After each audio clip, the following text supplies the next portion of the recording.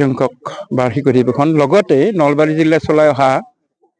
বৈকুণ্ঠৰ পালনামৰ 25 বছৰ হৈছে গতিকে আমি ৰূপালী জয়ন্তী হিচাপে আমি আয়োজন কৰিছো আৰু এই দুয়োটা অনুষ্ঠান লগলগাই মাঘ মাহৰ 17 18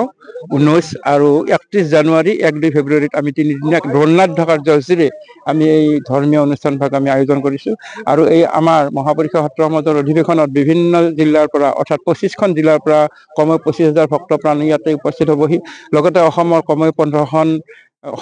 সত্ৰাধিকাৰক আমি নিমন্ত্ৰণ জনাইছো যেনেকৈ মাজুলী বৰদোৱা বৰপেটা শুৱালকুছি মধুপুৰ এনেকে ধৰণৰ আৰু তেখেতসকলক দায়িত্ব দিয়া হৈছে আমাৰ যিখন ধৰ্মালোচনী সভা হ'ব ধৰ্মালোচনী সভাত নিৰ্দিষ্ট বক্তা হিচাপে মধুপুৰ সত্ৰাধিকাৰ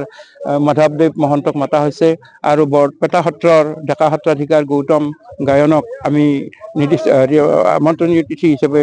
নিমন্ত্ৰণ কৰা হৈছে আমি আশা ৰাখিছো এই অধিৱেশন ভাগি যাতে সৰ্বাংগ সুন্দৰ হয় আৰু গুৰুজনাৰ ধৰ্মটো যাতে আমি ৰক্ষা কৰিব পাৰো তাৰ কাৰণে আমি অহোপুৰুষ চেষ্টা কৰিছো আমাৰ আপোনাৰ ইয়াতে আপোনাৰ 3 দিনে আপোনাৰ হেৰি চলিব আমাৰ আপোনাৰ কাৰ্যসূচী অনুযায়ী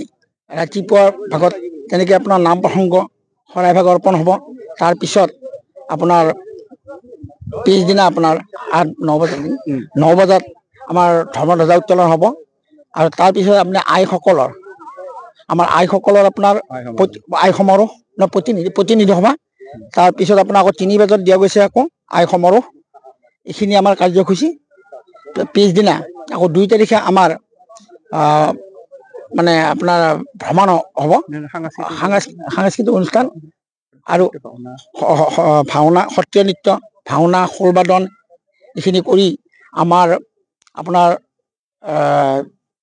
ঠিক আপোনাৰ মানে গাঁৱত আপোনাৰ ভ্ৰমণ কৰা হ'ব সাংস্কৃতিক শোভাযাত্ৰা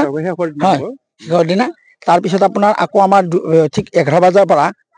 আমাৰ ধৰ্মীয় আলোচনী সভা নমস্কাৰ মই উৎপল দাস আৰু আপোনালোকে চাই আছে এনি ভাৰত আৰু আপোনালোকক জনাবলৈ পাই মই বহুত সুখী হৈছোঁ যে আমাৰ সকলোৰে মৰমৰ শ্ৰদ্ধা জুবিন গাৰ্গৰ গীতসমূহৰ ভিত্তিত এটা খুব সুন্দৰ ৰিয়েলিটি শ্ব' এনি ভাৰতে আয়োজন কৰিছে জুবিনৰ গানে কি আনে এই প্ৰথম ছিজনটোত অডিশ্যনছ আৰম্ভ হ'ব আগষ্টৰ পৰা অসমৰ বিভিন্ন জিলাত গতিকে মই সমূহ কলাকুশলী বিশেষকৈ যিসকল প্ৰতিভাশীল গায়ক গায়িকা আছে আমাৰ সমাজত তেওঁলোকলৈ মই এটা আহ্বান জনাইছো তেওঁলোকে প্ৰস্তুত হওক এই ৰিয়েলিটি শ্ব'ৰ বাবে আৰু তাৰিখটো হৈছে 15 আগষ্ট 2024 চন এনি ভাৰতৰ অডিশ্যন জুবিনৰ গানে কি আনে